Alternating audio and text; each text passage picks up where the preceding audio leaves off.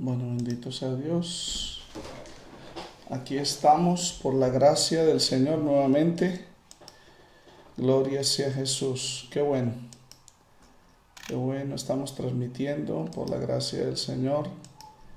Hoy es un nuevo día que el Señor nos ha dado. Nos gozaremos, nos alegraremos en Él. Alabanzas al Señor. Gloria sea el Señor, así es. Bienvenidos todos, amén. Vamos a ver quiénes están conectados. Ya se empezaron a conectar. Saludamos a todos los hermanos. Dios le bendiga, hermana Luz Estela. Que el Señor le bendiga. Saludamos a todos los que se están conectando, los que están esperando esta transmisión. Alabanzas al Señor. Hoy vamos a tener una sesión de preguntas y respuestas con respecto al libro de Génesis, capítulo 3. Ya lo expusimos el día viernes, pusimos la primera parte. Ayer le dedicamos buen tiempo a la segunda parte, que fue prácticamente 1 hora con 40 minutos. Hermana Cindy Grimaldo, Dios le bendiga. Amén, muchísimas gracias. Amén. Compartamos el link. Bueno, vamos a saludar a todos los hermanos que se están conectando por la gracia de Dios a esta transmisión. Juanita Arroyo, Dios le bendiga.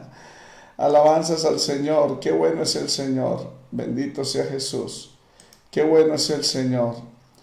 Aquí estamos delante del Señor, buscando su presencia, alabando su nombre, porque para siempre es su misericordia. Amén. Gloria Amparo Palomo Petro, Dios le bendiga, mi hermana Gloria. Bienvenida.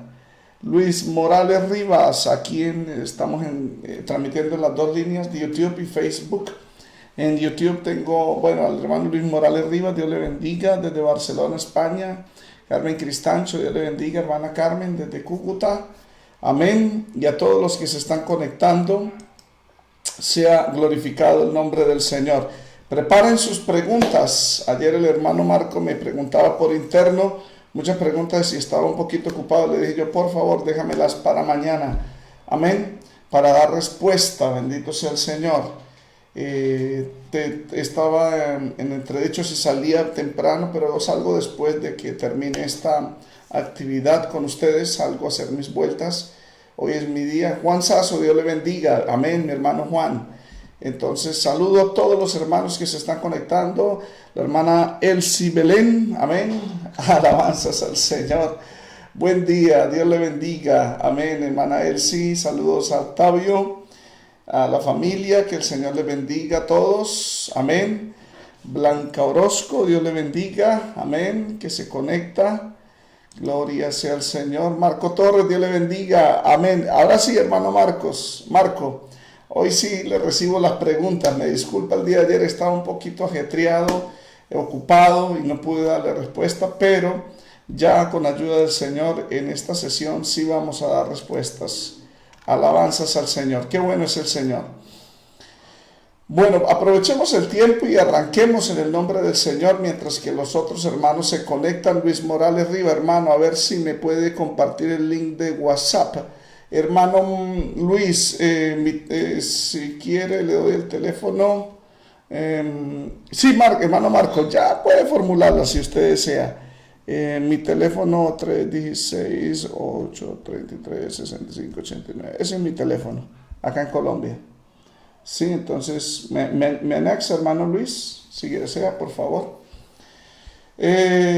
Ahora sí, vamos en el nombre del Señor a empezar. Vamos a orar y a pedirle a Dios que nos bendiga en esta transmisión. Amén. Vamos a orarle a Dios, a pedirle al Señor que nos dé de su gracia, de su presencia, nos hable, nos visite, nos dé respuesta a lo que queremos hoy exponer. Amén. Vamos a orar. Padre, te damos gracias por tu misericordia y tu bondad. Gracias por darnos la oportunidad de conectarnos nuevamente con tu pueblo, con aquellos que pueden, Señor, que tienen el tiempo. Señor, te pido, Padre, que los bendigas. Te pido que bendigas a todos los que se van a poner en línea, Padre, en el nombre de Jesús. Pido tu gracia, pido tu misericordia, pido tu bondad sobre cada uno de ellos. Padre, permita que tu presencia esté sobre nuestras vidas. Oh Padre, en el nombre de Jesús rogamos por tu intervención, por tu gracia, por tu visitación. Reprendo los poderes del enemigo hecho fuera por la palabra. En el nombre de Jesús de Nazaret, reprendemos, echamos fuera por la palabra. Declaramos, Padre, tu bendición, tu misericordia sobre nuestras vidas. Te ruego, Espíritu Santo, que tomes de Cristo, que nos lo hagas saber, que nos enseñes todas las cosas, Espíritu Santo. Habla tu palabra y permita que tu pueblo reciba bendición en el día de hoy. Te lo suplico, te lo ruego, Padre, en el nombre de tu amado Hijo Jesucristo. Y te doy toda la gloria y te doy toda la alabanza, Señor. Te alabamos, te bendecimos, te glorificamos, Dios mío, porque eres bueno, porque para siempre es tu misericordia. Te damos gracias, muchas gracias, Padre, en el nombre de tu amado Hijo Jesucristo. Amén y amén. Bueno, amados hermanos, vamos ahora sí a dar respuesta a todas las preguntas, a las inquietudes que pues surgen con respecto a este tema. Alabanzas al Señor. Ajá. Aquí en Facebook tengo 26 personas y en YouTube tengo poquitas personas, entonces no sé por cuál decidirme. Lo que pasa es que tengo... ok, entonces me pueden formular, hacer las preguntas. Amén. Háganme las preguntas y empezamos a dar respuestas con la ayuda del Señor. El hermano Marco Torres ayer me preguntaba, déjame abrir el WhatsApp. Aunque si abro el WhatsApp de acá del computador me hace mucha bulla y me interrumpe. Alabanzas al Señor. Hermano Oleida Romero, Dios le bendiga, bienvenida, amén. Entonces vamos a empezar con la ayuda del Señor a dar respuestas a todas las preguntas, a todas las inquietudes con respecto al libro de Génesis capítulo 3. Alabanzas al Señor. Marco Torres me preguntaba ayer, mi pregunta es la siguiente: el hombre en un principio fue creado para ser vegetariano, Génesis 1:26. Mi pregunta es, ¿desde qué momento el hombre empezó a comer carne? ¿Desde que pecó o desde Noé? Esa es una buena pregunta, amados hermanos. El plan original fue ser vegetariano, como ya lo habíamos dicho en el primer mensaje. Y yo en el primer mensaje enfaticé que el Señor ordenó a Noé poder comer carne, obviamente sin la sangre, pero que esté escrito, que diga que en qué momento, no lo sabemos. Podría ser desde el mismo momento que se estableció el sacrificio después del pecado, porque de acuerdo a la ley, el sacerdote, cuando se ofrecía un sacrificio, es decir, el cordero, ellos comían, el sacerdote comía una parte y la otra. Discúlpenme, hermanos, qué pena. Aleluya. Tengo un problema de rinitis y hay polvillo, se me está levantando. No sé, siempre limpio antes de iniciar por la rinitis, pero bueno, gloria a Dios. Alabanzas al Señor. Amén. Continuamos. Bendito sea el Señor. Entonces, la Escritura no lo dice. Nosotros hablamos lo que la Escritura dice, pero callamos lo que la Escritura calla. Con respecto a ese punto, hermano Marco, yo le había explicado en Génesis, déjame volver al principio. Alabanzas al Señor. Alabanzas a Jesús. Oh, gloria a Dios. Déjame ver acá. Génesis, estudio Génesis. Oh, mira, perdí el hilo. Capítulo, ok, acá ya está. Ya lo encontré. Bueno, había hablado que originalmente el hombre había sido creado para ser vegetariano. Recordemos que dos cosas en común que tienen los animales y tienen los seres humanos, yo lo hablé en Génesis capítulo 1, en el sexto día fue la bendición de Dios, porque Dios bendijo a los animales, en este caso a las aves de los cielos y a los animales acuáticos, les dijo, los bendijo, les dijo fructificad y multiplicados y llenad la tierra y juzgadla. Y al ser humano también le dijo eso, pero también le dio el mismo alimento, que es ser vegetariano. Amén. Bendito sea el Señor. Déjame ver. Alabanzas a Jesús. Sí.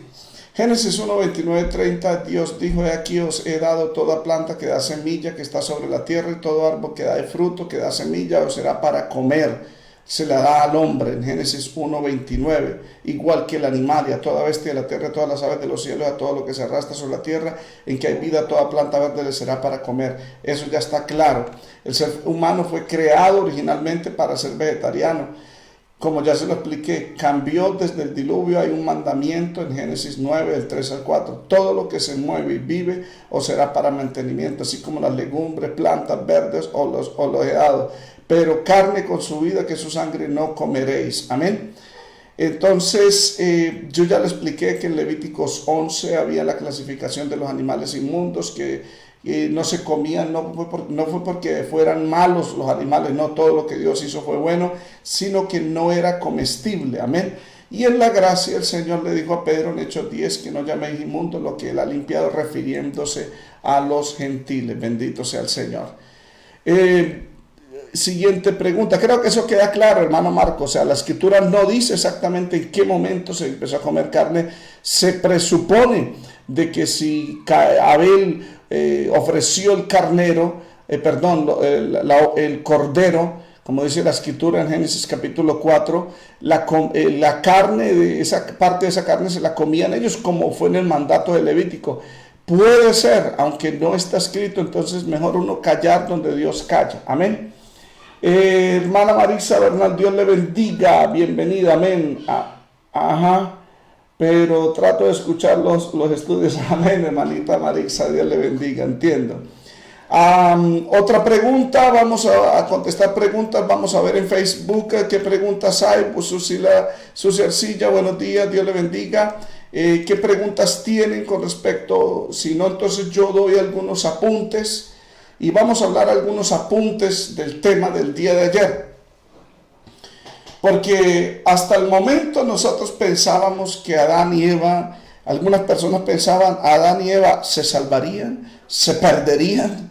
Y cuando yo les mencioné que Dios mismo, cuando le habla a la serpiente, y estoy hablando de la serpiente antigua que se llama Diablo y Satanás, de acuerdo a Apocalipsis 12, 9, amén, y 20 verso 2, que es el mismo diablo, Dios le dice: pondré enemistad entre ti y la mujer.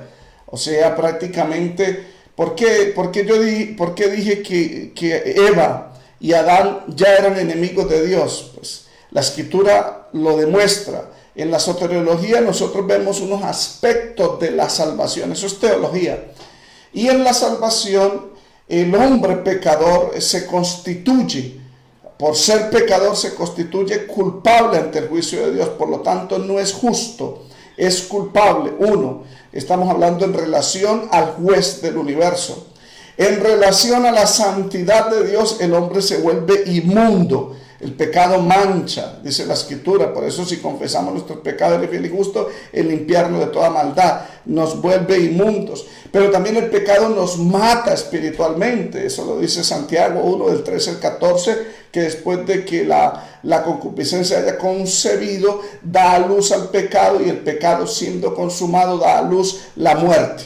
O sea, que la persona que peca muere. De acuerdo a Ezequiel 18:4, el alma que pecare, esa morirá. Efesios 2:1 dice: y Él os dio vida cuando estabais muertos en vuestros delitos y pecados.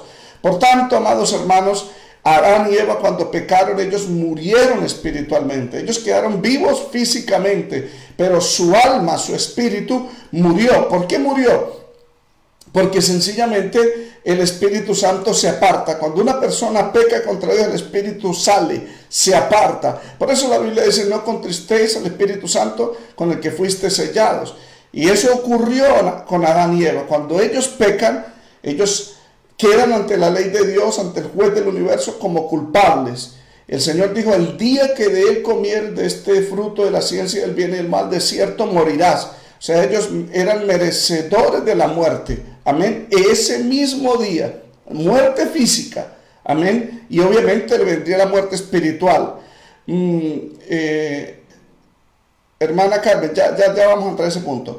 Entonces, ellos morían espiritualmente, quedaron culpables delante de Dios y obviamente la relación que tenía de Dios con Adán y Eva, que eran de amigos, porque Dios siempre ha tenido esa relación. Yo le cité, en la redención eso se restaura. En Colosenses capítulo 1 habla acerca de que Dios lo puso para reconciliar consigo todas las cosas, las que están en los cielos como las que están en la tierra. Reconciliación es retomar una relación que había antes pero que se perdió. Y el Señor nos reconcilia con su sangre preciosa, dice la escritura en Colosenses. En Romanos capítulo 5 yo les leí, creo que el verso 10, si siendo nosotros enemigos, éramos enemigos, una persona que está en pecado es enemiga de Dios. ¿Por qué? Porque la persona no ama a Dios, no ama su palabra. Y amar a Dios, como ya se lo dije, no es cuestión de alabarlo. Ay, perdón, hermano, ay, Señor bendito, ay. No sé por qué me entró una alergia, pero gloria a Dios. Alabanzas al Señor. Se vuelve enemigo de Dios. El problema es que a nosotros se nos han enseñado, hermano, otros aspectos con respecto a la salvación. Amén. No, cuando una persona peca, es culpable ante Dios, es enemiga de Dios, está muerta en delitos y pecados. Amén. Por eso necesita la persona, cuando está muerta espiritualmente, necesita nacer de nuevo. Amén. Tener nuevamente vida. Primera de Juan 5:16 lo dice. Si algún hermano hubiese pecado, ore para que Dios le dé vida de nuevo. Así es que Dios nos restaura. Amén. Pero Adán y Eva estaban muertos espiritualmente, eran culpables, eran enemigos, estaban inmundos delante de Dios. Amén. Cuando el Señor le dice a Eva, a Satanás, pondré enemistad entre ti y la mujer, le está diciendo prácticamente yo la reconcilio. Amén. ¿Con base a qué? Ya lo miramos, con base al sacrificio. Es una bendición, amados hermanos. Fuimos reconciliados por medio del único camino que es la salvación. Por eso los santos del Antiguo Testamento fueron llamados justos. Abraham fue justificado. ¿Cómo fue justificado? Cuando habla de justificado es que también era culpable. Todos somos culpables, amén. Ningún ser humano es salvo por obra, ni por pertenecer a una religión. Alabanzas a Jesús. Entonces, por la fe en ese sacrificio, por aceptar su condición y la fe en el Señor Jesucristo fue que Abraham fue justificado. Aparte de eso fue llamado amigo de Dios. Lo mismo fue Abel. Abel fue llamado justo. Amén. Por la fe, dice, ofreció más excelente sacrificio que Caín. Amén. Y fue llamado justo. Bendito sea el Señor. Entonces, eso es un aspecto muy importante sobre la salvación. La hermana Cristancho pregunta, ¿a quién representa la mujer de Génesis 3.15? Génesis 3.15 está hablando directamente a Eva. No está representando a nadie, ni a María, ni a nadie. No, está hablando de Eva. Pondré enemistad entre ti y la mujer y la descendencia suya. ¿Sí? Está claramente dicho, es Eva. Tanto que Adán, cuando el Señor acaba de maldecir, de castigar a la serpiente, maldita serás, bueno, y la castiga, y luego le habla a la mujer, y con dolor darás, multiplicaré los dolores en tus preñeces, y cuando luego le habla a Adán, entonces Adán responde, y dice, ahora no será llamada varona, porque el varón fue tomado, ahora será llamada Eva, vida, amén. Se refiere a Eva, Génesis 3.15, bendito sea el Señor. Marco Torres, mi siguiente pregunta es la siguiente. ¿Dios sabía que Adán iba a fallarle? Sí, claro, él sabía. Primera de Pedro, capítulo 3, 18, lo dice. ¿Y por qué sabía? Porque es que Dios es omnisciente. Dios conoce todos los aspectos.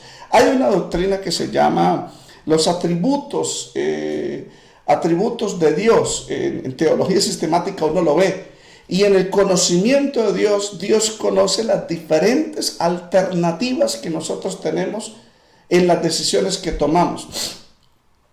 Por decirle, le voy a dar una explicación clara. Por ejemplo, es que no he abierto bien la Biblia acá. Alabanzas al Señor.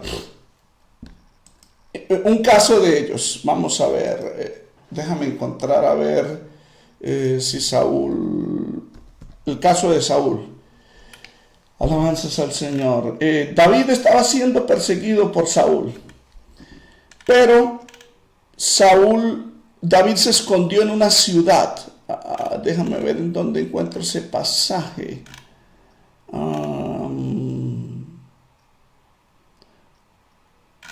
Ese pasaje está en Primera de Samuel, sí, pero no recuerdo que él venía y dijo David le consulta a Jehová. Pero déjame ver, consultó a Jehová. Vamos a ver por esta palabra, consultó. Amén. Gloria a Dios.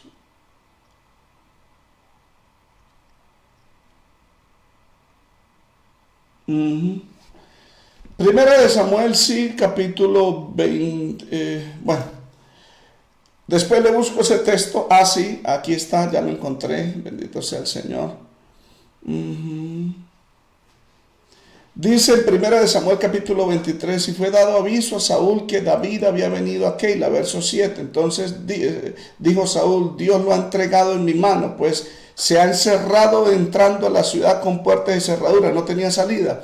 Y dice el verso 8, y convocó Saúl a todo el pueblo a la batalla para descender a Keila y poner sitio a David y a sus hombres. O sea, David convocó al pueblo a la batalla para descender a Keila y poner el sitio a David y a sus hombres. Mas David entendió que Saúl ideaba el mal contra él y dijo a Abiatar sacerdote, tráele efod.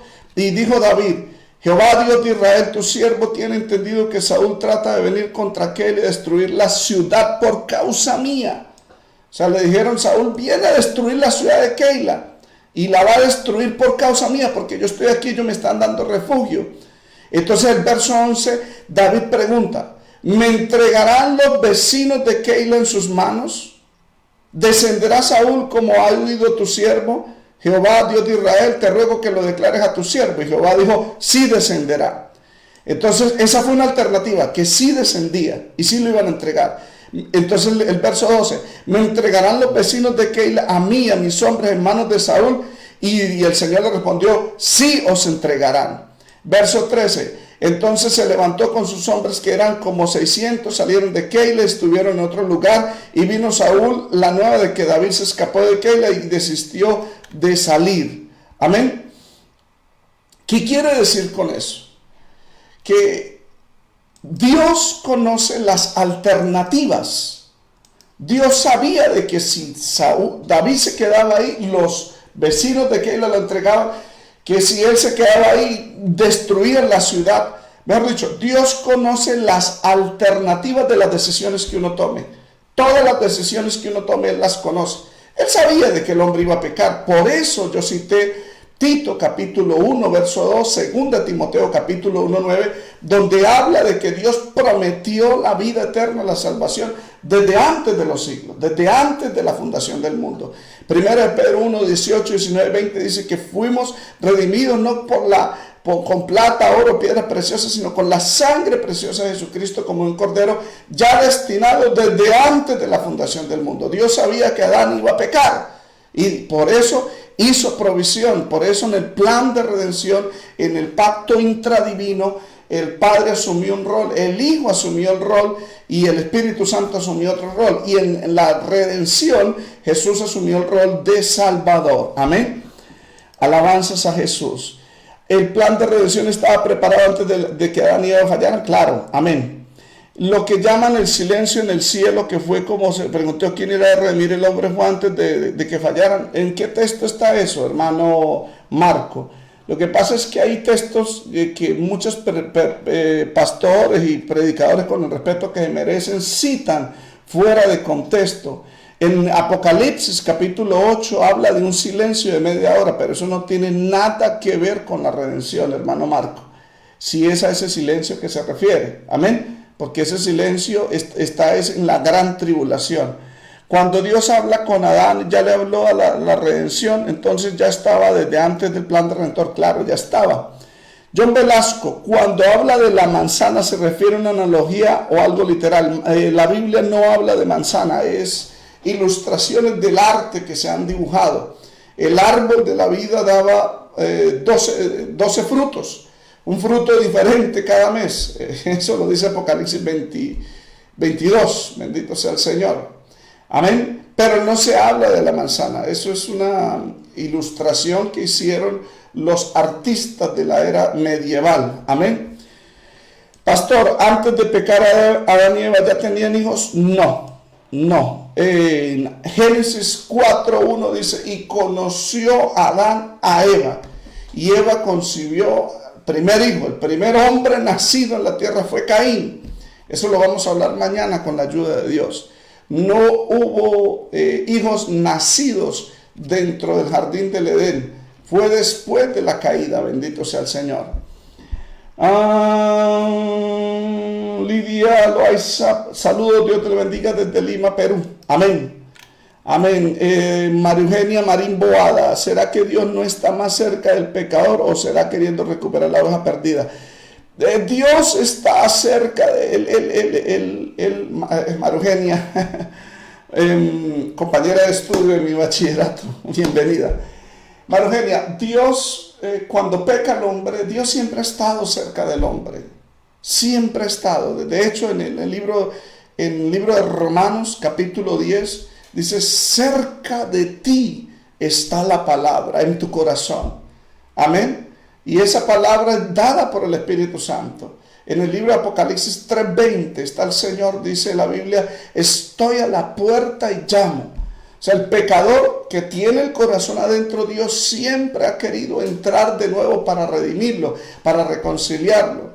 Es más, en el libro de 2 de Corintios, dice la Escritura que Dios, que quiere reconciliar al hombre, ha estado tan cerca que a través de nosotros, dice la Biblia, miren lo que dice, vamos a leerlo, 2 de Corintios capítulo 5. Amén. Verso 18. Y esto proviene de Dios, quien nos reconcilió consigo mismo por Cristo y nos dio el misterio de la reconciliación. Que Dios estaba en Cristo reconciliando consigo el mundo, no tomándole en cuenta a los hombres sus pecados, y nos encargó a nosotros la palabra de reconciliación. Verso 20. Así que somos embajadores en nombre de Cristo, y dice, como si Dios rogase por medio de nosotros al mundo. Amén. Os rogamos en el nombre de Cristo, reconciliados con Dios. Amén. O sea, el Señor Jesús siempre ha estado a la puerta del corazón, llamando al pecador que se reconcilie, que vuelva, porque Él no quiere la muerte del que muere. Amén. Esa es la verdad. Pero el hombre le cierra el corazón al Señor y le abre el corazón al pecado. Alabanzas al Señor. Bueno, vamos a ver qué otra pregunta. Marco Torres, ¿qué es lo que dicen? O me enseñaron del silencio en el cielo, me enseñaron que fue cuando Dios preguntó quién irá a redimir al hombre y hubo un silencio en el cielo hasta que el Señor dijo que él iría. Son interpretaciones privadas, hermano Marco. Hay muchos comentarios bíblicos, hay muchos comentarios académicos. Lo que pasa es que los predicadores y mayormente los evangelistas utilizan mucho lo que es la narrativa. ¿Qué es la narrativa? Y eso es un peligro con la narrativa. Eso es un tema, la narrativa es un estilo de predicación, es propio de diferentes predicadores donde narran el texto bíblico y lo empiezan a ilustrar con sus palabras. Tienen esa peculiaridad de dibujar escenarios, movimientos, acciones, y que la persona que está escuchando se siente como si estuviera en una película. Pero ojo, eso es peligroso. ¿Por qué? Porque se le añade y se le omite al texto. En Deuteronomio y en Apocalipsis 22 dice, no añadirás ni quitarás a lo que está escrito.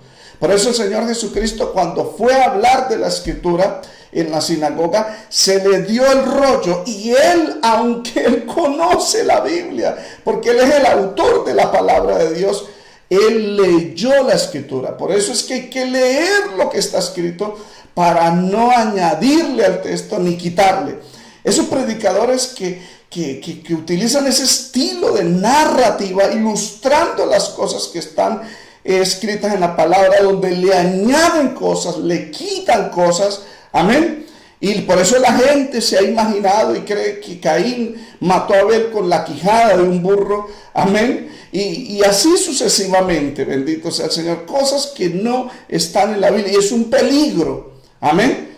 Como el peligro de los falsos profetas de Jeremías 23, Ezequiel 13, que hablan diciendo en todo momento, los invitan a campamentos, actividades, y así dice el Señor, y ponga manos. Y el Señor siempre se ha preguntado, como Jeremías, dice, hablaron en mi nombre cuando yo no los envié. Y eso es un peligro. ¿Cuál es el peligro? Ezequiel 13 dice, no quedarán inscritos en el libro de la casa de Israel. Es un peligro porque al quitarle a la palabra o al añadirle o al hablar en el nombre de Dios cuando Dios no mandó, se expone uno a perder la salvación. Es un peligro meterse en ese terreno. Por eso es mejor uno explicar lo que está escrito. Amén. Yo entiendo, hermanito Marco, y yo también he oído eso. Bendito sea el Señor. ¿Cuántos alabamos al Señor? Amén. Bueno, gloria a Dios. El hermano Abel, él sí pregunta, ¿Dios perdonará a los hombres que pequen en la tierra? Pastor, claro, la Biblia lo dice. Precisamente por eso es que el Señor vino a este mundo, para perdonarnos, y nos perdona con base a su justicia, no conforme a un capricho, que los perdono, ya no, porque si Dios hace eso, hermano, estaría violando su propia justicia. Eso es como un juez. Un juez no puede, si su hijo consentido cometió un crimen, el juez no puede decirle, es mi hijo y yo lo dejo libre porque lo amo y no va a ir preso.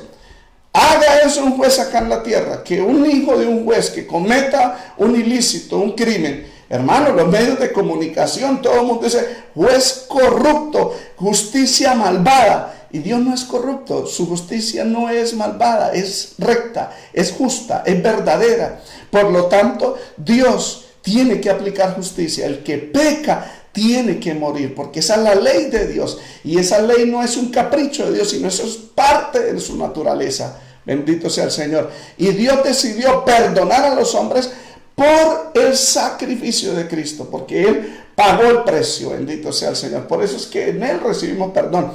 Si usted lee Efesios 1:7, dice, en Él, en Cristo, tenemos redención, el perdón de los pecados por su sangre. Ay, aleluya, qué bendición.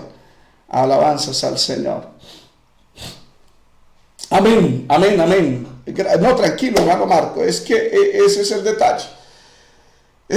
Alabanzas a Jesús. El plan de redención. De hecho, Isaías 6 se usa como el llamamiento a la redención. ¿Quién irá por nosotros? Isaías capítulo 6.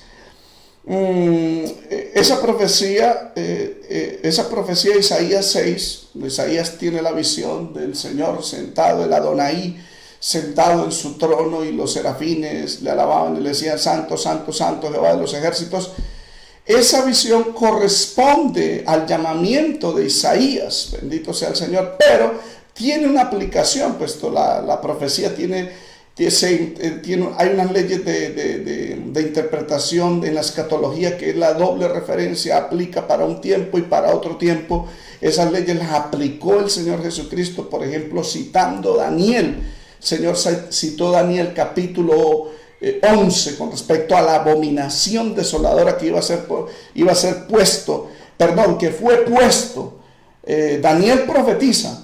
Cuando Daniel profetiza, y profetiza en Daniel 11 sobre el rey Antíoco Epífanes, que era griego, que él vino en el año 300 y pico, casi 400, 300, que él puso la abominación desoladora allá en Jerusalén, que él fue a atacar a Egipto, no pudo, y al devolverse con sus ejércitos, entonces decidió atacar a Jerusalén, destruyó el templo y puso la abominación desoladora, sacrificó un cerdo en honor a Zeus.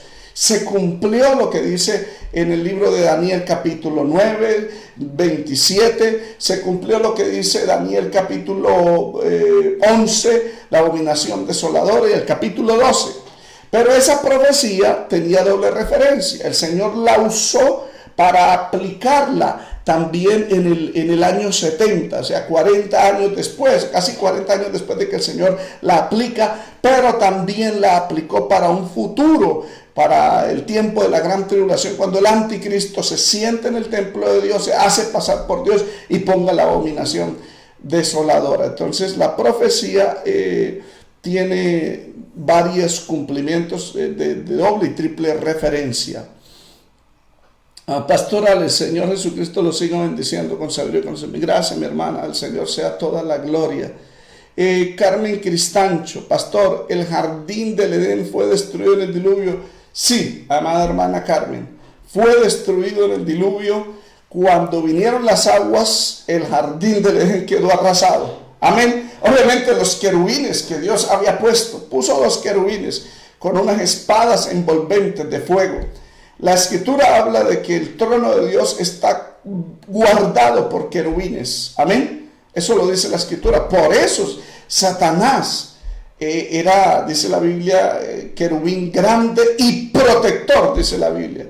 Amén. Por eso cuando mandó Dios hacer el arca del pacto de la alianza a Moisés, puso dos querubines con sus alas extendidas, cuidando el propiciatorio, representando a los querubines que están al lado del trono y que Dios puso allá en el jardín del Edén. Cuando vino el diluvio, estos querubines se fueron para el cielo. El diluvio arrasó con todos los árboles, inclusive con el árbol de la vida, el árbol de la ciencia, el bien y el mal. Todo eso se destruyó con el diluvio. Amén. Lamentablemente se destruyó. Alabanzas al Señor. Bueno, sí. La hermana Elsie pregunta, Santo Dios, Joana Pérez Soto, amén. Pastor, ¿cómo que el pecador muere para Dios? No entiendo, es que el pecador no es digno aún siendo perdonado. No, hermana, muere espiritualmente. La muerte, son tres tipos de muerte. Muerte espiritual. O sea, cuando una persona peca, puede que esté viva físicamente, pero su alma, su espíritu, está muerto delante de Dios en pecados y delitos. Sí, una persona viva espiritualmente puede ver el reino de los cielos, puede oír la palabra. El que muere espiritualmente escucha el predicador, pero no escucha la voz de Dios. Amén. Ve la realidad de la vida, pero no ve a Dios en las cosas, porque su espíritu está muerto. La Biblia lo dice, por ejemplo, en 1 Timoteo capítulo 5, que las viudas que están jóvenes, pero que se entregan a las pasiones, dice, están muertas mientras están viviendo. O sea, hay una muerte espiritual. El que está en pecado está muerto espiritualmente. Esa es la primera muerte, muerte espiritual. La segunda muerte es la muerte física, que el Señor se lo dijo a Adán. Y dice, volverás al polvo donde fuiste tomado. Y está establecido para los hombres que mueren una sola vez y después de esto el juicio. Que uno muere. Amén, esa es la segunda muerte. Y la tercera muerte es la muerte eterna. La Biblia lo dice. La muerte eterna es el castigo en el lago que arde con fuego y azufre. Bendito sea el Señor. No entiendo, ¿es que el pecador no es digno aún siendo perdonado? No, el pecado... O sea, cuando el pecador es perdonado, ya el pecador ya ha recibido vida y tiene vida espiritual. Y el Señor dijo, el que cree en mí no morirá eternamente. Bendito sea el Señor. En Juan capítulo 11, amén, yo soy la resurrección y la vida. El que cree en mí dice que no morirá. Alabanzas al Señor. Qué bueno es el Señor, amén. Qué bueno es el Señor. Bueno, vamos a las siguientes preguntas. Marisa Bernal, Pastor Alexander, los ángeles caídos, demonios, pueden tener relaciones sexuales con los seres humanos, se pueden engendrar hijos de esta relación. Esa es la doctrina que cree Armando Alducin, esa es la doctrina que cree John MacArthur, es la doctrina que creen los calvinistas, esa es la doctrina que creen los testigos de Jehová. ¿Por qué? Miremos la versión de los calvinistas y un sector de pentecostales que cree esa herejía. Eso lo vamos a ver en Génesis capítulo 6. Génesis capítulo 6 dice, y viendo los hijos de Dios que las hijas de los hombres eran muy hermosas, dice que se juntaron a ellas y, bueno, se unieron a ellas. Amén. Obviamente esa es la interpretación que los testigos de Jehová les da. Los calvinistas reformados también le dan eso. Los calvinistas le dan ellos porque ellos creen una doctrina, la doctrina de la perseverancia de los santos.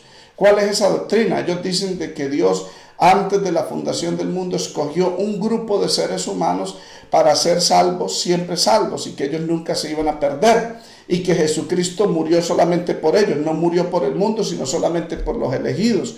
Y los elegidos no van a rechazar esta gracia, y cuando aceptan la salvación serán salvos, siempre salvos. Por lo tanto, nunca se van a perder. Entonces, por eso es que ellos dicen de que un hijo de Dios nunca se va a perder.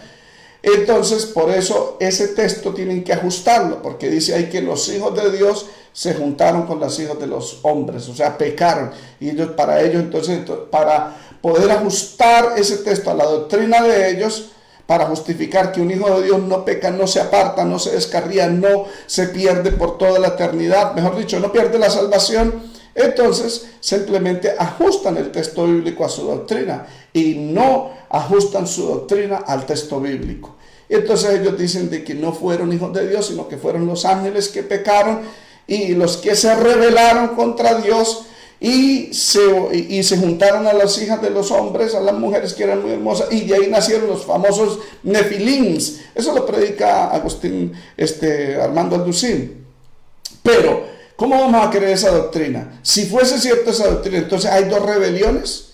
Primero se revela Satanás y arrastra la tercera parte de los ángeles del cielo y los arrastra, viene y engaña a Eva, Satanás con los demonios. Amén. Y luego después estamos hablando de casi 1600 años que ocurrió el diluvio después de Adán, o 1700 años más o menos que ocurrió en el año 1600 después de la creación. Entonces, ¿hubo otra rebelión en el cielo y se juntaron? Esa es una pregunta. Y si se rebelaron esos ángeles y se juntaron y pudieron procrear, entonces se están procreando actualmente. De ahí es donde salen los místicos, gnósticos de hoy en día, donde mezclan gnosticismo, misticismo con doctrina cristiana.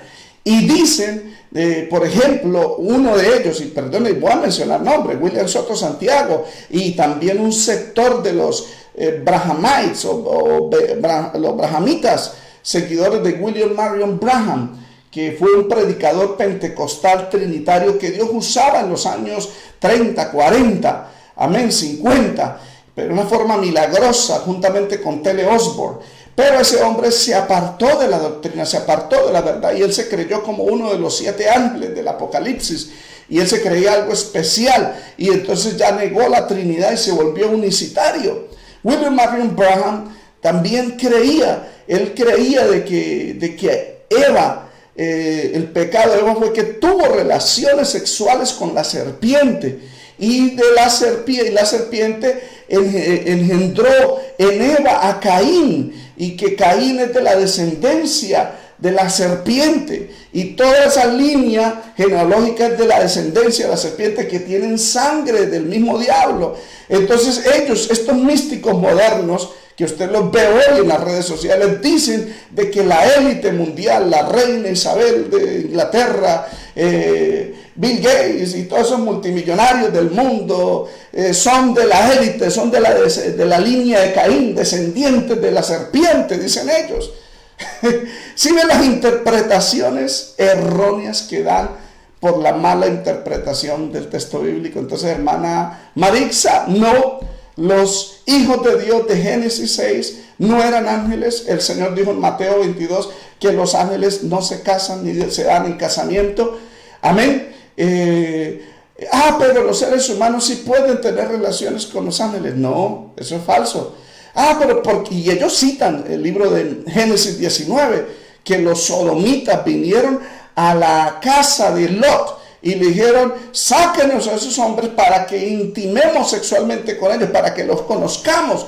La palabra conocer es yadá, que significa intimar sexualmente. Entonces ellos citan ese texto diciendo: sí, se da cuenta que un ser humano puede intimar con un ángel. No, ese era el deseo de ellos, de los hombres perversos, porque no sabían que eran ángeles, sabían que eran visitantes, amén, y los ángeles no iban a intimar con ellos, no. Al contrario, los ángeles los hirieron con ceguera, bendito sea el Señor. Entonces, tuercen las escrituras, como dice 2 de Pedro capítulo 3, son indoctos, inconstantes, que tuercen las escrituras para su propia perdición. Por eso es bueno que ustedes oigan doctrina bíblica, amén, y que si alguien les hable, que sea por la palabra, bendito sea el Señor. ¿Cuántos alabamos al Señor? Amén.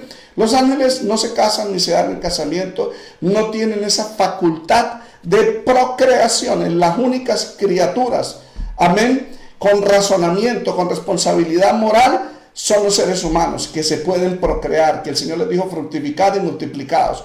Obviamente los animales también se pueden fructificar y se pueden multiplicar, pero ellos no son animales o seres responsables moralmente delante de Dios, solamente los hombres, amén, los seres humanos. Gloria a Dios. Carmen Cristacho, pastor, ¿cuál fue la señal que Dios puso en Caín para que no le matase? Génesis 4:15. Sobre eso se ha discutido mucho, teólogos, académicos, historiadores, no hay ninguna señal, es algo personal. La voy a mencionar mañana en el estudio, pero de antemano ya lo estoy diciendo. Yo he escuchado a expertos en hebreo, doctores en teología, expertos en hebreo y historiadores, y todos llegamos a la misma conclusión. Es desconocida la marca que Dios puso en Caín. Es un método que Dios preserva al asesino, Dios preserva al malvado, Dios preserva al pecador, amén, demostrando su benevolencia, porque eso era para que Dios lo protegiese, amén, a Caín, para que el que lo hallare no lo matare, bendito sea el Señor. Pero no hay respuesta, ni tampoco se puede especular acerca de eso. Nini Joana Reina Leal, Dios le bendiga, pastor, le saluda desde Curití, hasta ahora me pudo unir. Bueno, no hay problema, hermana Nini. Luis Morales Rivas, pastor, que el Salmo 89:37 dice que la luna permanecerá para siempre. Sin embargo, Apocalipsis 22:5 nos dice aparentemente que no habrá lumbrera, que sé que la Biblia no se contradice. Explícame. Cuando la Biblia habla de la tierra que permanecerá, está hablando de permanecer en esta generación. Y lo otro hay que analizarlo desde las traducciones, ¿sí? La Biblia no dice exactamente, no. En Apocalipsis 22 dice que la ciudad no tendrá necesidad de sol ni de luna. El texto no dice que no haya luna ni que no haya sol. Eso no lo dice el texto, sino que no tienen necesidad de sol ni de luna la ciudad, porque Dios la ilumina y el Cordero es su lumbrera. Entonces hay que analizar ese texto. Y con respecto que yo he leído esos salmos que la tierra permanece para siempre. Obviamente hay unos textos cuando se refiere a la tierra que se refiere a la nueva creación, a la nueva tierra, bendito sea el Señor. Pero vamos a leer el Salmo 89, yo ya he leído esos textos, no hay problema. 89:37. Como la luna será firme para siempre y como un testigo fiel en el cielo. Amén. Entonces, voy a buscar otras versiones para que usted se dé cuenta. Lo que pasa es que nosotros creemos que la Reina Valera es la única Biblia que existe, y entonces esto es así. Bendito sea el Señor. Y hay que hacer un análisis, eso se llama un análisis. Alabanzas a Jesús. Para siempre fue testigo en el cielo, será establecido. Mire, la Nueva Versión Internacional dice: como la luna, fiel testigo en el cielo, será establecido para siempre el testimonio de Dios. Amén. Amén. Entonces, he ahí el pequeño detalle, la inversión. Amén. Mire, su descendencia vivirá para siempre, verso 36. Su trono durará como el sol en mi presencia, en la presencia de Dios. Es en relación a la mirada de Dios. Verso 36, como la luna, fiel testigo en el cielo, será establecido para siempre. ¿Pero qué será establecido para siempre? El trono de Dios. El contexto lo dice el verso 36. Su descendencia vivirá por siempre, su trono durará como el sol en mi presencia, como la luna, fiel testigo en el cielo, será establecido para siempre. pero tú has desechado, has rechazado a tu ungido y te has enfurecido. Entonces, hermana, aunque no le afirmo 100% seguro si es el trono o si es el pacto que Dios hizo, si está hablando ahí con David o está hablando con Israel, durará para siempre. Entonces hay que entender esa lectura desde una crítica textual para saber. Pero sabemos que el cielo y la tierra pasarán, dice el Señor. Gracias por su aclaración, aunque usted dice la Biblia no se contradice, explícame. Y en ese aspecto el reto de nosotros los estudiantes de la Biblia es hacer un análisis textual. En este caso, analizarla con otras versiones bíblicas y estudiarla desde el idioma original. En este caso, el Salmo fue escrito en hebreo. Amén. Para poder darle una correcta interpretación. Gracias, pastor, por su respuesta. Amén. Daniel Steven Romero, Cartagena. Pastor, Dios lo bendiga. ¿Se equivocaron los apóstoles al bautizar en el nombre de Jesús? No se equivocaron, porque ellos no estaban bautizando en la fórmula de que el Señor dio en Mateo 28:19. Esa es la fórmula bíblica, esa es la fórmula histórica. El libro de Mateo, mire, yo le voy a leer. Le voy a leer un poquito sobre el bautismo, de la fórmula bautismal. Déjame leer. Bendito sea el Señor. Qué bueno. El escritor de Hechos de los Apóstoles es Lucas. Amén. Debemos entender, Lucas es el escritor. Lucas no está hablando de fórmula. Cuando dice en el nombre en griego es onoma, que corresponde a autoridad y corresponde a identidad. Amén. Entonces, voy a hablarles sobre la identificación del único Dios. Amén. Hablemos de la autoridad. Por ejemplo, Lucas en Hechos de los Apóstoles empleó varias veces este término onoma. Por ejemplo, cuando los religiosos de Jerusalén se dieron cuenta del alboroto causado por la sanidad del cojo que solía estar a la puerta de la hermosa, ellos interrogaron a los apóstoles diciendo, Hechos 4:7, ¿con qué autoridad o en nombre de quién hacen ustedes esto? Autoridad y nombre es intercambiable, de acuerdo a Hechos 4:7, Reina Valera contemporánea. Los discípulos respondieron, en la autoridad o en el nombre de Jesús, Hechos 4:10. Ahora, cuando Lucas registra que los discípulos bautizaron en el nombre de Jesús, no se está refiriendo a la fórmula bautismal, sino a la autoridad de Jesús. Así lo sostiene el Dr. Bruce Tucker en su obra Iglesias Unicitarias o Pentecostales, al decir que en el libro de Hechos se puede encontrar referencias donde alguien estaba haciendo algo en el nombre de Jesús y actuando bajo su autoridad. Por esta razón el apóstol Pedro ordenó a los nuevos creyentes a bautizarse en la autoridad de Jesucristo. Hechos 2:38, Pedro les dijo, arrepentidos, bautícese cada uno de vosotros en el nombre o autoridad, de acuerdo a Hechos 4:7. ¿En qué nombre o en qué autoridad ustedes hacen hechos? Bautícese cada uno de vosotros en el nombre o en la autoridad de Jesucristo para perdón del pecado, recibiréis el don del Espíritu Santo. O sea, vayan ustedes mismos, porque el unicitario dice, sí ve que se debe bautizar en el nombre de Jesús, pero el unicitario no se bautiza a sí mismo él solo, él va de un pastor para que el pastor lo bautice, partiendo de ese hecho. Aquí lo que se refiere es a la autoridad de Jesucristo. Por supuesto, los nuevos convertidos no se sumergían solos, ni se bautizaban a sí mismos en la supuesta fórmula del nombre de Jesucristo.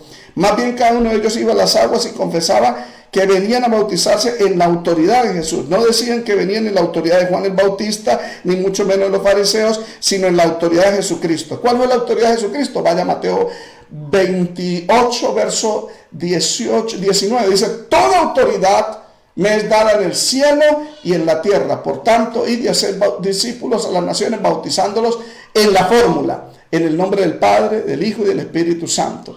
Dios tiene un nombre y ese nombre es para siempre, que es la identidad de Dios. En Éxodo 3:15 dice Jehová, el Dios de vuestros padres, el Dios de Abraham, Dios de Isaac, Dios de Jacob, me ha enviado a vosotros. Este es mi nombre o identidad para siempre. Con él se me recordará por todos los siglos. Yahweh es el nombre de Dios. Amén. Ahora, en Hechos 2:38 no está hablando de identidad, sino más bien de autoridad. Amén. Lucas no está contradiciendo a Mateo en Hechos. Por el contrario, está confirmándolo, diciendo que los apóstoles bautizaron en la autoridad de Jesucristo con el que los había mandado a hacer la gran comisión. O sea, de acuerdo a su mandato en la fórmula que Jesucristo delegó a la iglesia en Mateo 10, 28 y 19. Ahora, si Lucas no se refirió a autoridad, sino a la fórmula apostólica bautismal, entonces, como dicen los unicitarios, que no, que esa es la fórmula, Hechos 2:38, entonces tenemos un gran problema, porque los 4 versículos de Hechos de los Apóstoles, donde aparece en el nombre de, en Hechos, para bautismo, del griego original varía. Por ejemplo, en Hechos 2:38 no dice epi, no dice en, sino epi, to onomati Jesu Cristo en griego, que significa sobre el nombre de Jesús Cristo. Eso dice Hechos 2:38, pero Hechos 8:16, Hechos 19:5 no dice sobre el nombre de Jesucristo.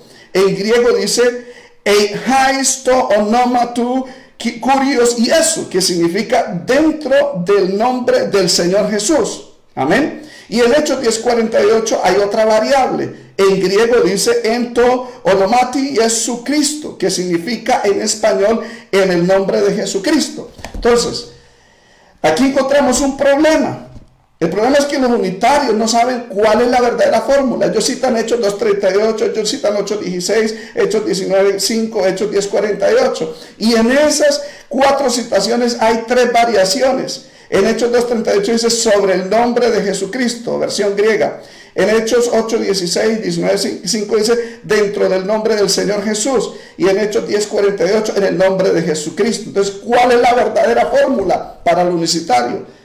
El problema para el unicitario no es saber cuál de las 3 frases es la verdadera o la fórmula exacta para el bautismo. Lo importante para el unicitario no es la fórmula trinitaria de Mateo 28:19.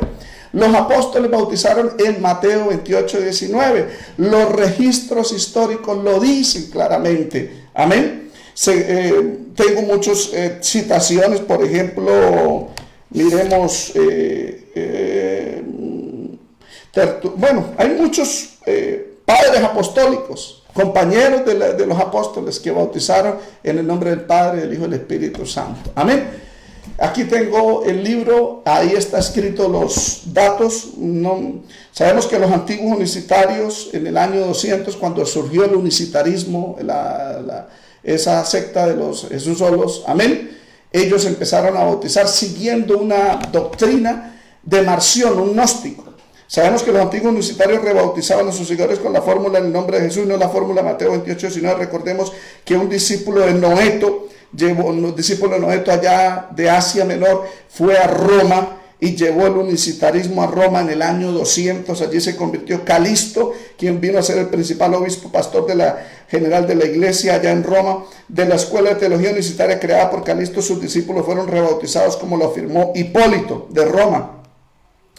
Hipólito de Roma, en el libro Refutación de la Herejía, libro 9, capítulo 7, dice: durante el episcopado de Calisto, el segundo bautismo en el nombre de Jesús fue por primera vez presuntuosamente atendido a ellos. Hasta en el año 200 fue que se vinieron a bautizar, mientras los apóstoles bautizaron en los primeros 100 años, y del año 100 hasta el año 200 en el nombre del Padre, del Hijo y del Espíritu Santo, y así siempre ha sido. Esa es la fórmula histórica y bíblica. Le perdería mucho tiempo para hablar de ese tema. En el libro de la Trinidad lo dice. Bueno, Marco Torres, pastor, Génesis 3:8 habla de que la voz de Dios se paseaba en el aire del día. ¿Qué hora es ese momento? Ayer lo expliqué, hermano Marco, no sé si usted escuchó el tema de ayer. Ayer yo lo expliqué y cité, hice un análisis textual de ese texto al aire del día. El aire del día es una expresión hebraica que está en Cantares 2, Cantares 4, que se refiere al atardecer.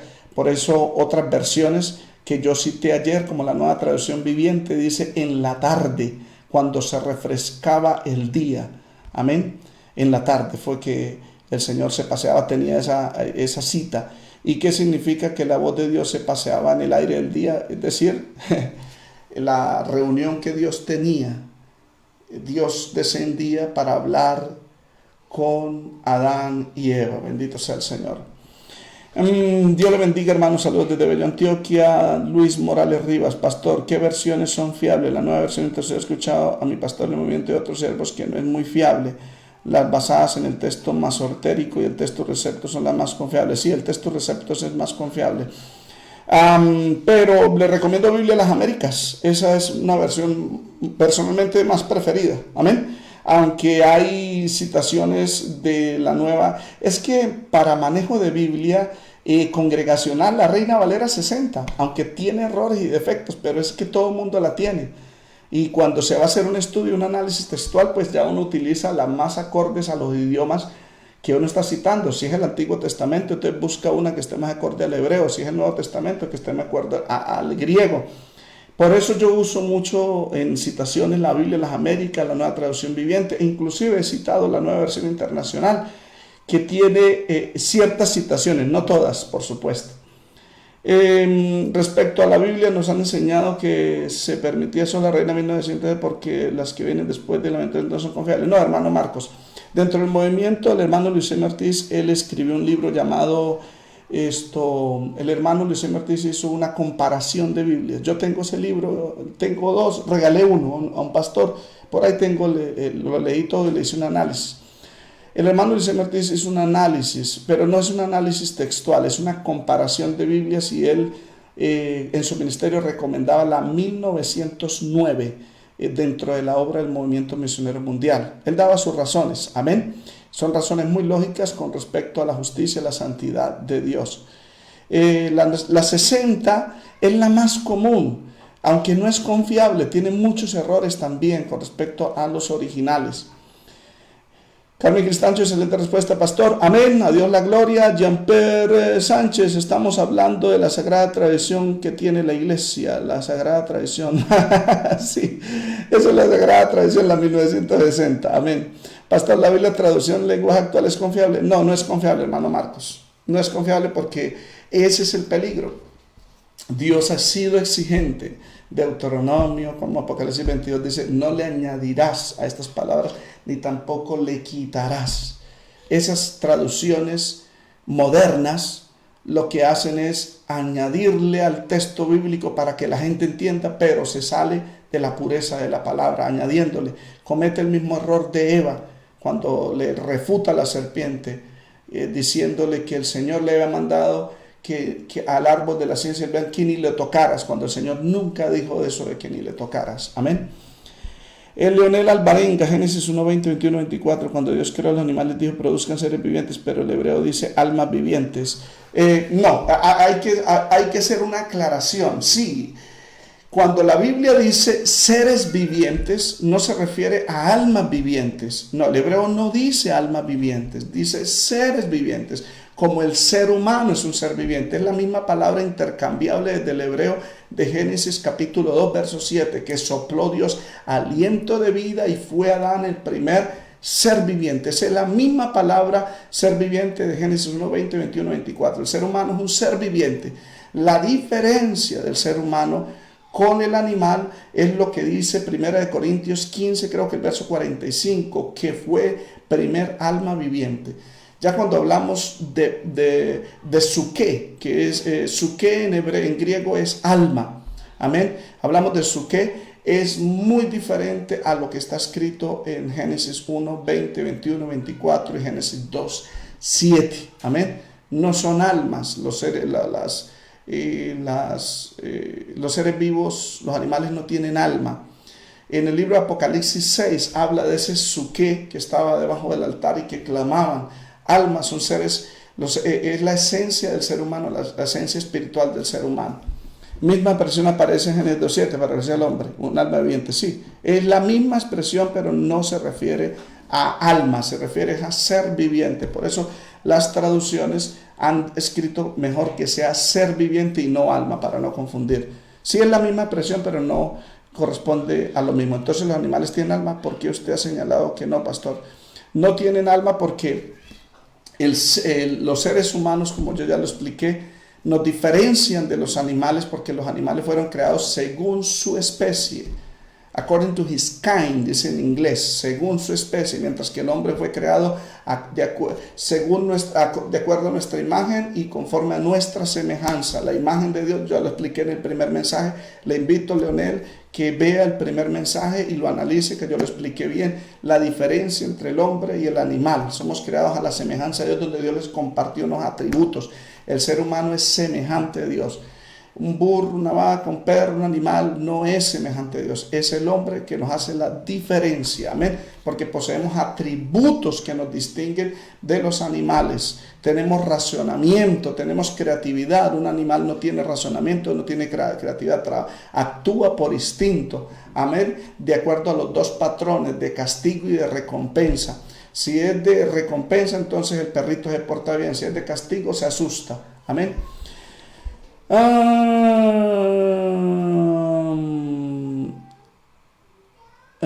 Susana Barrio, Dios le bendiga y derrame sabiduría, amén. La pregunta estaba en parte, pero desde el inicio la respondió todo. Dios le bendiga, amén. Tranquilo, hermano Leonel. Le invito a que escuche el primer mensaje, Génesis capítulo 2. Perdón, Génesis capítulo 1, pero el segundo mensaje, desde el verso 3 hasta el verso 31. Ahí yo doy explicación, inclusive Génesis capítulo 2, el mensaje, ahí yo explico la diferencia que hay entre el hombre y el animal. Gladys Roja, pastor, mi pregunta es, ¿vivía Adán y Eva y los hijos que entonces, de dónde nació la generación? No entiendo. Pastor, mi pregunta es que si vivía Adán y Eva y los hijos que entonces, ¿de dónde nació la generación? No entiendo la pregunta, hermana, si la puede escribir mejor, le agradecería. Luis Morales Rivas, muchas de esas Biblias contienen libros apócrifos y pseudoepígrafos. Los libros apócrifos o deuterocanónicos la posee algunas Biblias, como es la Biblia católica, Dios habla hoy, la Nácar Colunga, etc. Pero las traducciones, por ejemplo, Biblia de las Américas no posee los libros deuterocanónicos o apócrifos. Amén. Por eso la recomiendo. No sé si usted refiere a la nueva versión internacional, creo que esa tampoco la tiene. Amén. El pastor le bajó el volumen al computador. No, es que bajo la voz. Bueno, amados hermanos, ya va 1 hora y 6 minutos. Ya creo que terminamos. De pronto me hicieron preguntas. Dios le bendiga, pastor, y le aleje de caer en tentación, ya que he visto muchos pastores a lo largo de mi camino caer en el pecado. Oremos por nuestros pastores. Sí, amén. Gracias, hermana Elsie. Dios me ha guardado. Tengo 25 años de estar predicando la palabra, desde el año 94, ya voy para 26 años, de estar predicando su palabra por la gracia de Dios. Dios me ha guardado todos estos años. Le pido a Dios misericordia y me humillo para que Dios me guarde. Amén. Desafortunadamente sí, lo que dice la hermana Elsie es verdad. Hermana Elsie dice en Facebook, le aleje de caer en tentación, ya que he visto muchos pastores a lo largo de mi camino caer en el pecado. Sí, desafortunadamente caen, se revuelcan en el pecado y luego después siguen predicando la palabra. No tienen autoridad moral. Amén. Qué tristeza. Y algunos lo apoyan. Pastor, le bajo el volumen. No me refiero a la de la reforma, antes de la reforma. Tranquilo, hermano Luis. Sí, sobre todo las católicas, las que poseen los libros deuterocanónicos. Jean-Pierre Sánchez, tengo entendido que de antes de la reforma protestante la Biblia era católica, ¿es verdad? Sí, sobre todo la primer Biblia, aunque existieron lo que se le llaman los códex, cuando eso no existía imprenta, fueron agrupaciones de los libros del Nuevo Testamento. Copiaron el Vaticano, el asirio, el siriaco. Hay muchos códex que fueron agrupaciones de pergaminos. Luego después se sacó la primera Biblia versión, una de las primeras, que fue la Vulgata Latina, escrita por Ambrosio en el año 300 más o menos, una de las primeras. Amén. Que rigió durante siglos esa versión, pero Ambrosio no era experto en griego totalmente. Sí conocía el griego, pero no era experto. Por eso cometió esas torpezas en Romanos 5:12, esa situación, que el pecado vino al mundo, entró al mundo por un hombre y la condenación pasó a todos los hombres. La versión 60 dice, por cuanto todos pecaron. La versión Vulgata Latina de Ambrosio dice, no dice por cuanto todos pecaron, sino por quién, refiriéndose a Adán, todos pecaron, o sea que supuestamente todos estábamos en Adán y todos pecamos en Adán. De ahí fue donde salió la doctrina del pecado original de Agustín de Hipona, y los reformadores la asimilaron. Por eso los luteranos, los calvinistas creen en la doctrina del pecado original, que todos los seres humanos estábamos en Adán y por lo tanto todos los niños nacen en pecado, nacen con una depravación total, inclinados al mal, nacen con esa culpabilidad, nacen condenados. Cuando el Señor Jesús dijo en Mateo 18, Mateo 19, dejad que los niños vengan a mí, porque los tales es el reino de los cielos. El Señor dijo, si alguno no se vuelve como un niño, no puede entrar al reino de los cielos. En Deuteronomio 1:39 dice que los niños no saben discernir entre lo bueno y lo malo. Ellos no son conscientes del pecado, son ingenuos, no son responsables moralmente delante de Dios. Génesis 8:21 dice la Escritura que el hombre es malo desde su juventud, no desde la niñez. Por lo tanto, esa doctrina del pecado original es antibíblica, no es histórica, no tiene historicidad. Amén. Yo escribí en el libro de El origen oculto del calvinismo, le dediqué un capítulo a ese tema del pecado original. Y todo fue por una mala traducción de Ambrosio en la Vulgata Latina de Romanos 5:12. Efijó no significa en quién, sino más bien efijó, que es griego, corresponde es por cuanto o porque todos pecaron. Amén. Cada uno es responsable por su propio pecado. Bueno, amados hermanos, pastor, los que reciben la promesa del Espíritu Santo son los que reciben la promesa del Espíritu Santo de Dios. Sí, el que cree. Efesios 1:13 dice que habiendo creído en Él, fuiste sellados con el Espíritu Santo. Uno es sellado con el Espíritu Santo. Amén. La investidura del Espíritu Santo, la habilidad de hablar en lengua, estar lleno del Espíritu Santo, es otra forma o manifestación del Espíritu. Durante 15 siglos solo existió la Biblia católica. ¿Por qué la cambiaron si en la palabra prohíbe quitarle algo? Porque es una mala traducción, Jean-Pierre Sánchez. Una mala traducción, simplemente una mala traducción. Además, esa era la que existía, pero ya le expliqué, ya existían papiros, existían copias escritas en griego. Es que esa fue la latina. Y de ahí fue donde sacaron otras mejores traducciones con mejor interpretación. Amén. La Iglesia Católica tuvo su hegemonía con la Vulgata Latina, que es una traducción malísima desde el griego. Expertos en griegos son los que lo dicen. Amén. Entonces, cuando se empezaron a hacer otras traducciones, la Iglesia Católica a través de la Inquisición mató muchos maestros expertos en la Biblia. De hecho, John Wycliffe, que fue uno de los primeros traductores de la King James Version, fue quemado vivo. Por eso el rey Jacobo, en honor a él, porque él lo rechazó, mandó imprimir la Biblia, y esa fue la primera Biblia en Inglaterra, la King James Version.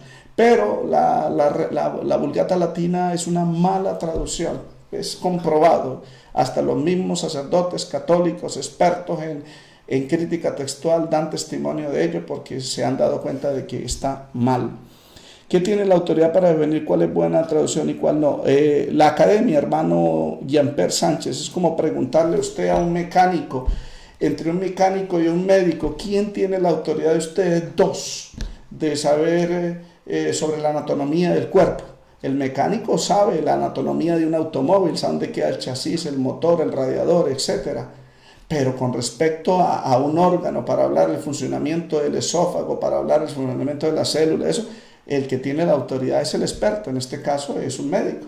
De igual manera, hay expertos en el idioma que son los que determinan qué traducción. Al sacar los papiros antiguos y al comparar Vulgata Latina y la King James Version, y empieza a leer, aquí dice esto en griego, en español diría esto, aquí alguien lo tradució a Vulgata Latina, uy, qué error, mala traducción, esta es mejor traducción. El experto es el que define eso en cuanto a la crítica textual. ¿Cuántos alabamos al Señor? Leonel Alvarenga, Dios estableció el liderazgo del hombre antes o después de la caída. Después de la caída, hermano. Después de la caída, como ya lo mencioné en el mensaje de ayer, Génesis capítulo 3, usted lo puede leer, o el mensaje del domingo, le invito a que lo vea. Matrimonio, una relación mutua, de mutuo sometimiento. Vea esa predicación y ahí usted va a encontrar algunas pautas donde Dios establece el liderazgo dentro del hogar, que el hombre vino a ser cabeza de la mujer. ¿Cuántos alabamos al Señor? Bueno, amados hermanos, ya terminamos. Pastor, ¿cuál es el origen de nuestro Dios, el creador de los cielos y la tierra? No, Él no tiene origen.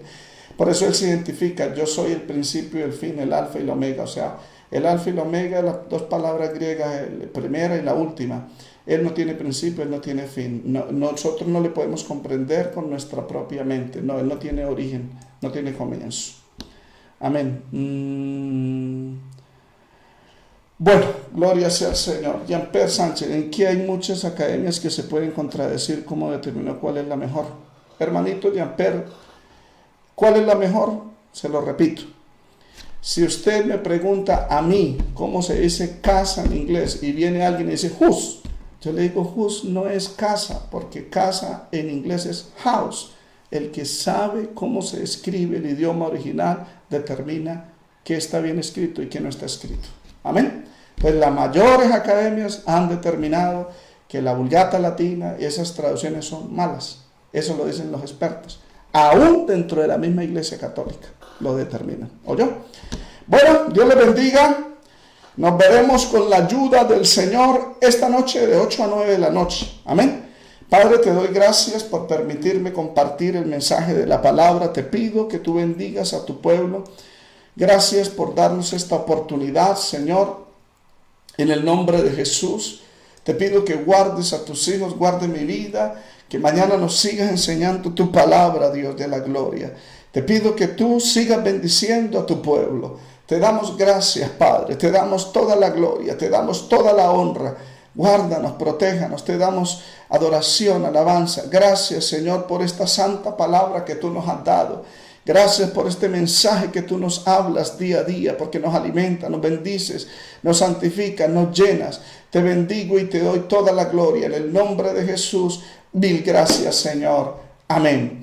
Dios le bendiga, amados hermanos. Nos veremos mañana de 9 de la mañana a 10 de la mañana por este canal de Alexander Ortega y por Facebook, el fanpage. También esta noche de 8 a 9 de la noche tenemos oración. ¿Quiere usted unirse a este culto de oración? Traiga sus peticiones, estaremos orando, estaremos clamando y el Señor nos va a dar la respuesta. Es el Dios de la Biblia. Amén. Bueno, que el Señor le bendiga a todos los que se conectaron y a todas las preguntas. Amén. Que el Señor les dé y le bendiga aún más. Bendito sea el Señor. Saludos y que tengan un buen día.